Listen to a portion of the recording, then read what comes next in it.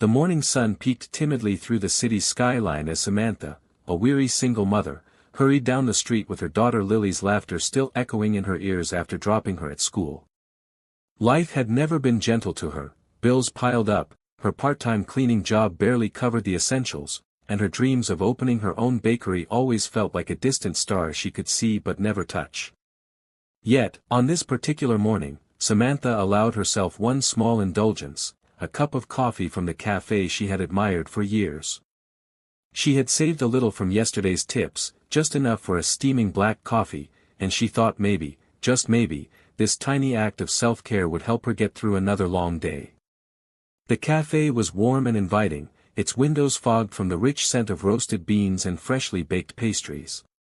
Samantha stepped in, ordered her single cup, and settled into a corner table with her old leather notebook filled with recipes she had perfected through trial and error. She had written down every detail, her grandmother's secret apple pie, cinnamon rolls that made Lily's eyes light up, and cookies that melted on the tongue like little pieces of joy. For a fleeting moment, as she sipped her coffee and scribbled new ideas, she felt like she belonged in this space, like this wasn't just a dream but perhaps a rehearsal for something real. But her bubble of comfort burst quickly when the café's manager, a tall, sharp-eyed man named Carl, noticed her. He glanced at her worn coat, her tired shoes, and then at the wealthy group of customers who had just entered, demanding the best seats. Carl's face hardened with irritation as he approached Samantha's table. Tapping on the wood sharply, he said, "Excuse me, ma'am, this table is reserved for paying customers." Samantha looked up, startled, then glanced at the coffee cup in front of her. "But I did pay," she said softly, pointing to it. Carl sneered, his voice rising just enough for others to hear. "One cheap coffee doesn't make you a paying customer. People here order meals, they keep the business alive. You're taking up space, so you'll have to leave." Around her, the wealthy patrons snickered, some whispering while others stared openly at her humiliation. Samantha's face burned hot with embarrassment, but she kept her dignity intact, refusing to beg or argue. With trembling hands, she closed her notebook, slipped it under her arm, and stood up. She muttered a quiet, "sorry," even though she had done nothing wrong, and walked out with her shoulders heavy and her heart heavier. Outside, the cold air hit her face, mixing with the sting of tears she refused to let fall.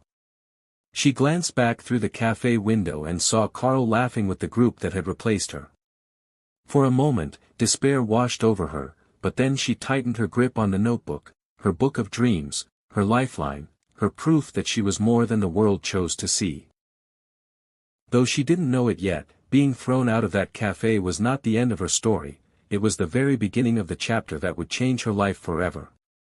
Samantha stood outside the café, clutching her notebook so tightly her knuckles turned white, her heart still bruised by the sting of Carl's words and the laughter of the customers inside, and though she tried to brush it off, the humiliation sat heavy in her chest like a stone. She whispered to herself that she had survived worse, that she could push forward, but the thought of being so easily dismissed gnawed at her.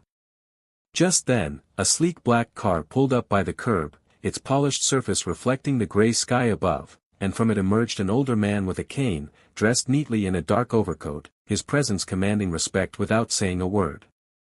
He paused, his sharp eyes catching sight of Samantha as she lingered outside with her notebook pressed against her chest, and with a steady but kind voice, he said, "Young lady, you seem troubled, what are you holding there?"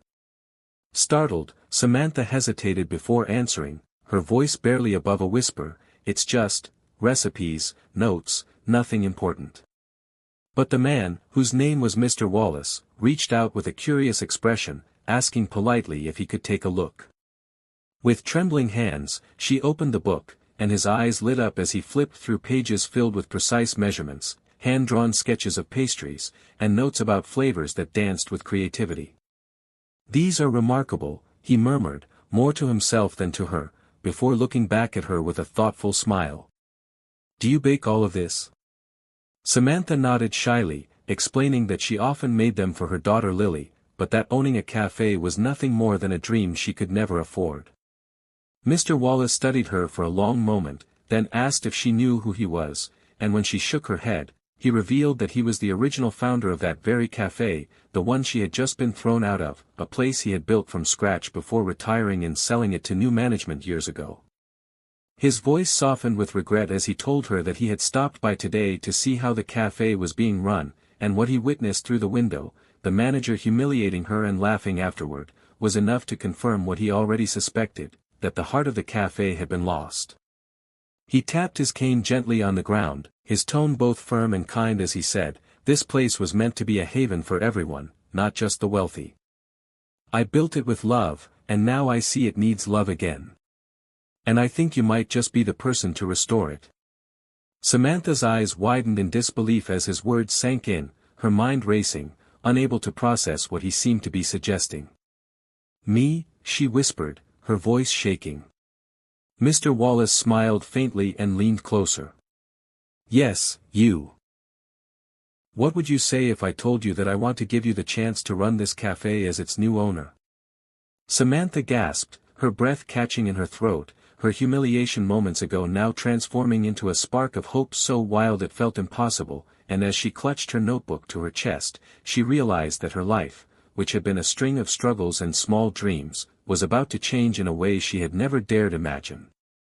The days that followed felt like something out of a dream for Samantha, as though the universe had suddenly shifted in her favor after years of struggle, because Mr. Wallace had indeed been serious about his offer. He introduced her to his lawyer, walked her through the paperwork, and assured her that the café would be transferred under her name, not as a gift out of pity, but as an investment in someone he believed had the heart and vision to restore it to what it was always meant to be, a place of warmth and belonging.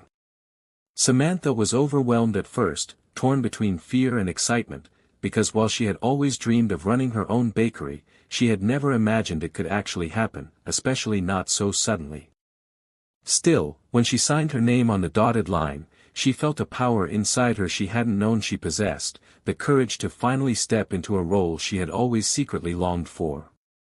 On her first day stepping back into the café, not as a dismissed customer but as its rightful owner, Carl stormed toward her with outrage written across his face, demanding to know what was going on, but Mr. Wallace stood firm, presenting the legal papers that left no room for argument. Carl sputtered with disbelief, insisting the place would fail under her, but Samantha, standing taller than she ever had before, looked him straight in the eyes and said, "This café will thrive, not because of arrogance, but because of heart." With that, Carl was escorted out, and the weight of his toxic presence seemed to lift instantly from the room. Samantha rolled up her sleeves and got to work, scrubbing every corner, painting the walls in warm, inviting colors, rearranging the seating to feel less stiff and more welcoming, and most importantly, she replaced the sterile menu with recipes from her very own notebook, the apple pies Lily loved, the cinnamon rolls that carried her grandmother's legacy, and muffins filled with the flavors she had perfected over the years. She hired a small team of helpers, prioritizing other struggling single parents who needed flexible hours, and together they transformed the atmosphere of the café into something entirely new, something alive. On opening morning, the smell of fresh pastries drifted onto the street, drawing curious passers-by, and to Samantha's amazement, a line began to form before the doors were even unlocked. Customers walked in, some recognizing her from before, surprised to see her behind the counter, while others simply came for the aroma that spoke of comfort and love. She greeted every person with a genuine smile, offering free samples to children, chatting warmly with elderly guests, and making sure no one felt out of place regardless of what they ordered. Lily, standing proudly by her mother's side, whispered, "Mom, it's perfect," and for the first time in years, Samantha's heart swelled with something greater than survival. She felt proud, not just of what she had accomplished, but of the legacy she was building, a beginning that proved her worth, her resilience, and her unwavering belief that kindness could triumph over cruelty. Months passed, and Samantha's café blossomed into something far greater than she had ever imagined, evolving from a simple coffee shop into the beating heart of the neighborhood, a place where people from all walks of life gathered not only for the warm pastries and aromatic coffee but also for the feeling of belonging that radiated from every corner. Gone were the stiff rules and cold atmosphere that once defined the café, replaced instead with laughter, kindness, and the gentle hum of community. Samantha had introduced a "pay it forward" wall where anyone could pre-purchase a meal for someone in need, and to her amazement, the wall quickly filled with colorful notes of generosity, each representing a stranger's act of love. She organized weekend baking classes for children, teaching them her grandmother's recipes while parents shared stories over steaming cups of coffee, and soon, word spread beyond the small town, drawing food bloggers and local journalists who wrote glowing reviews about the cafe run by the single mom who had once been thrown out of it. Business boomed, but more than that, lives were touched. Homeless visitors found dignity in being welcomed without question, struggling parents found jobs with flexible hours that allowed them to care for their children, and elderly neighbors found companionship in a place that felt more like home than any cafe ever could. One afternoon, while Samantha was serving slices of apple pie fresh from the oven, the door chimed and in walked Mr. Wallace, his cane tapping softly against the wooden floor, his eyes scanning the bustling room filled with chatter, laughter, and the irresistible scent of cinnamon and sugar. He smiled, pride shining in his gaze, and as he approached the counter, Samantha rushed to greet him, her eyes brimming with tears of gratitude. "You've done it," he said softly, his voice filled with emotion, "you've given this place its soul back." Samantha shook her head, replying, "No, Mr. Wallace, you gave me a chance, I just poured my heart into it." He chuckled warmly and answered, "And that, my dear, is what ownership truly means." That evening, after the last customer left and the cafe lights dimmed, Samantha sat with Lily at one of the tables, sharing a slice of pie and reflecting on how far they had come.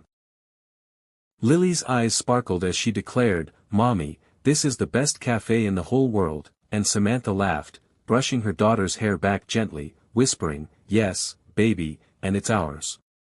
The cafe glowed softly around them, no longer a place of rejection and humiliation but a symbol of resilience, kindness, and the undeniable truth that even the most painful setbacks can be the doorway to the sweetest victories, and in that moment, Samantha knew she had not just built a business, she had built a legacy for her daughter, one rooted in hope, courage, and the belief that dreams, no matter how fragile, can indeed come true.